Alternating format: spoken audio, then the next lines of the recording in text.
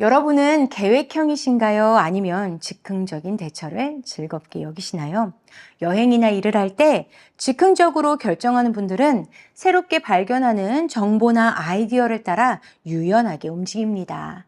이와 달리 계획형은요, 준비한 내용을 그대로 행할 때 안정감을 느끼는 타입이죠.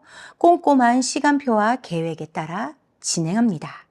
하지만 아무리 철두철미한 계획이 있어도 우리가 컨트롤하지 못하는 변수가 생기기 마련이죠. 그리고 우리 예상을 벗어난 이 새로운 일이 오히려 더 좋은 경험과 결과를 가져다 주기도 하는데요. 오늘 말씀에는 사울이라는 청년이 나옵니다. 그는 예수님을 믿지 않았습니다. 그리하여 스데반의 죽음도 마땅하게 여기던 그를 예수님이 만나 주십니다. 단호한 사울을 어떻게 송두리째 바꾸셨을까요?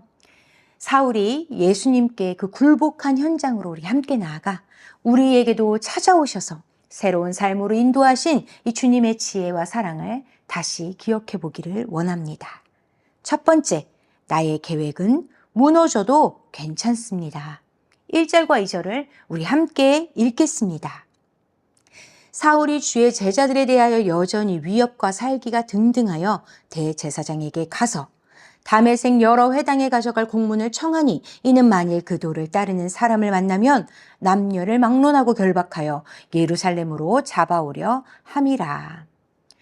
사울은 예수님을 믿는 사람들을 잡아서 처단하기 위해 철저히 준비 중입니다. 스데반의 죽음 때부터 지금까지 그리스도인들을 향한 이 분노가 마치 뜨거운 용암이 부글대는 활화산처럼 사울의 머리끝부터 발끝까지 가득 차 있는 상태죠. 그는 그리스도인들을 잡기 위한 장소를 다메섹으로 정했어요. 예루살렘에서 약 200km 정도 떨어져서 4에서 6일 정도 가면 닿는 곳인데 이곳은 유대인이 아주 많이 거주하고 있었죠. 이렇게 흩어진 자들이 유입되어 이 다메섹의 복음이 전파된다면 믿는 자의 수가 아주 급격하게 늘어날 것이고 또 다메섹은 무역 중심 지역기에 복음이 이방 나라에까지 나아갈 수 있었습니다. 그리하여 사울은 이를 막기 위해서 대제사장의 공문도 여러 장을 준비합니다. 다메섹에는 약 30여 개의 회당이 있었기 때문에 그리스도인들을 체포할 때 부족함이 없도록 만반의 준비를 하고 있는 중이죠. 이런 사울의 철저한 계획은 자신의 굳은 신념과 열심을 정말 한치도 의심하지 않은 채 자기 의를 신뢰하는 교만의 행위입니다. 하지만 살아계신 예수님은 가장 완벽한 변수로서 그의 삶에 찾아오시는데요. 사울이 다메섹에 가까이 이르렀을 때 하늘로부터 빛이 그를 두르며 목소리가 들려옵니다. 사울아, 사울아, 내가 어찌하여 나를 박해하느냐? 나는 내가 박해하는 예수라. 너는 시내로 들어가 너가 행할 일을 알려줄 자가 오기를 기다려라. 이미 오래전부터 사울을 주목하시고 그의 이름과 생각도 다 아시는 이 살아계신 예수님께서 그를 직접 찾아와 부르시니 그 안에 그렇게 쉼없이 들끓던 불신과 분노는 순식간에 다 식어지고 예수님 앞에 완전히 항복하게 됩니다. 예수님의 부활이 진정 사실이며 또한 예수님과 그 눈을 맞추며 사람들을 향한 죄사함을 간구하던 그 스데반의 고백이 거짓이 아니었음을 깨닫게 되니 이제 더 이상 주님을 부인할 그런 이유를 잃어버린 것이지요. 사울이 다메섹으로 가려던 그 목적과 계획뿐 아니라 그를 지탱하던 신념과 열심이 그저 한순간에 다 무너지고 사라져버린 겁니다. 하지만 예수님은 그런 사울을 조롱하는 것이 아니라 오히려 앞으로 사울이 경험하게 될 일들, 살아가야 할 방법들을 그 짧은 순간에 체험하게 하시는데요. 먼저 오늘의 본문 7절을 보면요. 같이 가던 사람들은 소리만 듣고 아무도 보지 못하여 말을 못하고 서 있었다라고 말합니다. 헌데 이 같은 사건을 설명하는 사도행전 22장 9절을 보면요. 나와 함께 있는 사람들이 빛은 보면서도 나에게 말씀하시는 이의 소리는 듣지 못하더라 라고 말합니다. 두 절이 완전히 상반된 이야기를 하고 있어요. 사울이 이때 너무 놀랐기 때문에 약간 기억력이 헷갈리는 걸까요? 아니지요. 호련히 하늘에서 내려온 빛은 모두가 보았지만 예수님의 형상은 사울만 보게 된 것이고, 또한 모든 사람이 이 산과 땅이 울리는 소리는 들었지만 예수님의 목소리는 오직 사울에게만 들린 것입니다. 이렇게 사울을 향한 주님의 부르심은 개인적이고 친밀하고 또 선명하게 이루어진 것이죠.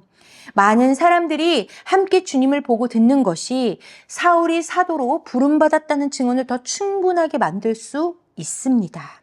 하지만 사울은 자신이 사도임을 증명하는 자가 아닙니다. 주님의 증인으로 살아가게 되는 자이죠. 앞으로 사울은 자신이 행할 일에 대하여 주님의 말씀을 이렇게 선명히 듣게 될 수 있는 것뿐 아니라 사람을 의지하지 않고 오직 자신의 삶의 주인 되신 주님만 의지하여 감당하게 될 것을 주께서 보여주십니다. 그리고 오늘의 본문 8절에 또 보면요.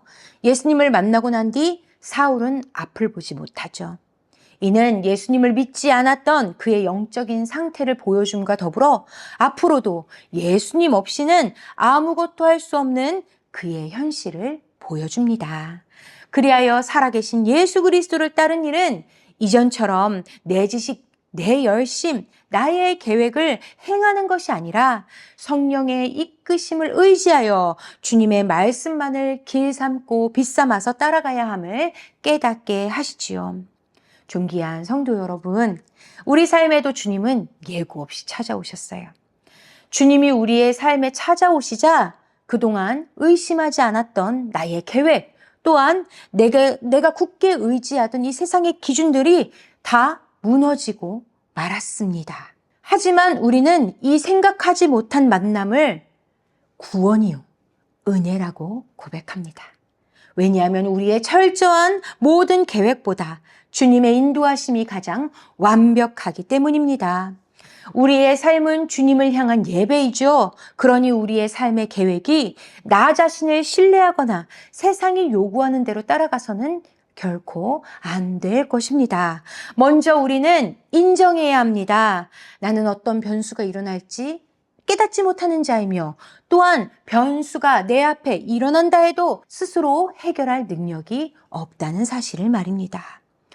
그러나 우리를 찾아오신 창조주요 구원자이신 주님은 모든 것을 아시는 분이십니다. 예수님은 우리의 계획을 짓밟는 분이 아니라 우리의 삶을 온전하게 세우시고 가장 귀한 길로 인도하시는 분이심을 믿으시기 축복합니다. 그러니 우리 계획이 실패할 때 너무 안타까워하거나 당황하지 마십시오. 죄 없으신 자기 자신을 우리에게 기꺼이 내주시면서 우리를 살리신 주님을 더욱 신뢰하며 따라가기를 축복합니다. 참 좋으신 주님의 손을 꼭 잡고 믿음으로 따라가는 여러분들의 삶이 되기를 주님의 이름으로 축복합니다. 두 번째, 주님의 계획이 완벽하게 진행되고 있습니다. 예수님은요, 주님의 뜻을 전해줄 자를 준비시키십니다. 아나니아라는 제자인데요. 12 제자 중 한 명은 아니었지만 예수님과 친밀한 교제 안에 머무는 자였던 것이 드러납니다.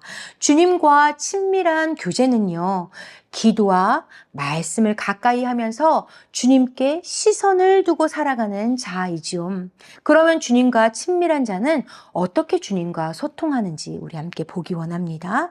오늘의 본문 10절부터 19절까지 길지만 제가 읽도록 하겠습니다.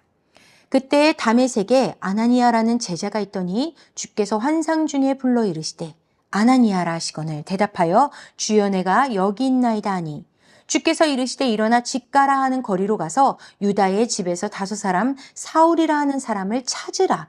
그가 기도하는 중이니라. 그가 아나니아라는 사람이 들어와서 자기에게 안수하여 다시 보게 하는 것을 보았느니라 하시거늘 아나니아가 대답하되 주여 이 사람에 대하여 내가 여러 사람에게 듣사온즉 그가 예루살렘에서 주의 성도에게 적지 않은 해를 끼쳤다 하더니 여기서도 주의 이름을 부르는 모든 사람을 결박할 권한을 대제사장들에게서 받았나이다 하거늘 주께서 이르시되 가라 이 사람은 내 이름을 이방인과 임금들과 이스라엘 자손들에게 전하기 위해 택한 나의 그릇이라. 그가 내 이름을 위하여 얼마나 고난을 받아야 할 것을 내가 그에게 보이리라 하시니 아나니아가 떠나 그 집에 들어가서 그에게 안수하여 이르되 형제 사울아 주 곧 네가 오는 길에서 나타나셨던 예수께서 나를 보내어 너로 다시 보게 하시고 성령으로 충만하게 하신다 하니 즉시 사울의 눈에서 비늘 같은 것이 벗어져 다시 보게 된지라. 일어나 세례를 받고 음식을 먹으며 강건하여 지니라. 먼저 주님과 친밀한 자는요, 주님이 부르실 때 깨어 대답합니다. 그의 시선이 늘 주님을 향하여 있기 때문에 다른 분주한 일로 기도를 미루지 않습니다. 오직 주님께 귀를 기울이고 있지요. 그리하여서 주님이 부르실 때 즉각 반응할 뿐 아니라 자신이 해야 할 일이 무엇인지 깨달을 수 있습니다. 둘째는요, 이해되지 않는 부분에 대해 확인합니다. 주님이 말씀하시므로 그저 두려워하면서 아무것도 알지 못하는 채 일을 대행하는 것이 아닙니다. 사울이라 하는 사람이 누구이며 또 어떤 일을 하려고 하는지 주님 앞에 겸손히 여쭈지요. 자신이 들은 주님의 말씀이 이것이 맞는지 확인하는 겁니다. 셋째는 주님의 뜻에 순종합니다. 자신의 생각보다 자신의 판단보다 주님을 더 신뢰하기 때문입니다. 주님의 계획은 반드시 이루어질 것이요. 주님이 행하시는 일이 가장 선하고 완전하심을 믿기 때문입니다. 마지막 네 번째로 주님과 친밀한 자는 자신의 생각이나 감정이 아니라 오직 주님의 뜻을 가감없이 전합니다. 사랑으로 전합니다. 주님을 만난 뒤 사울은 3일 동안 보지 못하고 먹지도 마시지도 못한 채 기도하는 중에 있습니다. 어둠 속에서 사울이 기도한 것은 무엇이었을까요? 자신의 교만한 판단에 빠져서 예수님과 예수님을 믿는 사람들을 핍박했던 자신의 이 무지함과 완악함을 철저히 회개했을 것이요. 또 앞으로 주님을 믿음으로 살아가는 이 새로운 삶에 대해 이 전해줄 자의 말을 자신이 기꺼이 아멘으로 순종할 수 있기를 간구하고 있었을 것입니다. 주님은 이러한 사울의 신음과 기도를 이미 다 들으시고 그리하여 그의 눈에 비늘과 같은 것을 벗겨주심으로 사울의 삶을 어둠에서 빛으로 끌어내시고 예수님의 십자가와 부활의 은혜를 오롯이 마주할 수 있도록 하십니다. 아나니아를 통해 사울에게 주신 주님의 부르심은 이방인들과 임금과 이스라엘 자손들에게 복음을 전하기 위한 그릇으로 택하셨는데요. 그 부르심뿐만 아니라 이 일을 행할 때에 정말로 큰 고난들이 있을 것임을 말씀하여 주십니다. 그런데 사울의 마음이 실망으로 차오르지 않았습니다. 이제는 자신이 어둠에서 나의 뜻대로 살아가는 자가 아니라 빛 대신 주님 안에서 또한 살아계신 주님께 자신의 삶을 내어 맡기고 나아갈 수 있기 때문에 두렵지 않게 된 것이요. 또한 주님의 말씀에 힘을 얻게 된 것이지요. 존귀한 성도 여러분, 혹시 여러분의 계획들이 이루어지지 않아서 당황하고 또 근심하는 분이 계신지요? 우리의 삶이 마치 앞이 보이지 않는 이 캄캄한 터널을 지나는 것 같아도 절망하지 마시기를 바랍니다.